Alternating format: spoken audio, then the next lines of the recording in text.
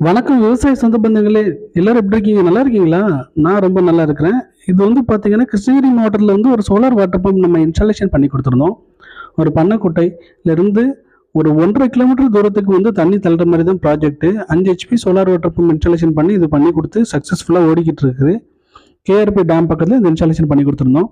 இங்க வந்து பார்த்தீங்கன்னா, மோனோ பெர்க் பேனல் தான் நம்ம பயன்படுத்தி இந்த இன்ஸ்டாலேஷன் பண்ணி குடுத்துருந்தோம். Mono perc panel, Deccan motor, 4M drive, mobile on off, dry run protection, lightning arrest, highly elevated ஸ்ட்ரக்சர்னு ஒரு ப்ராப்பரான இன்ஸ்டாலேஷன் பண்ணி கொடுத்துருந்தோம்.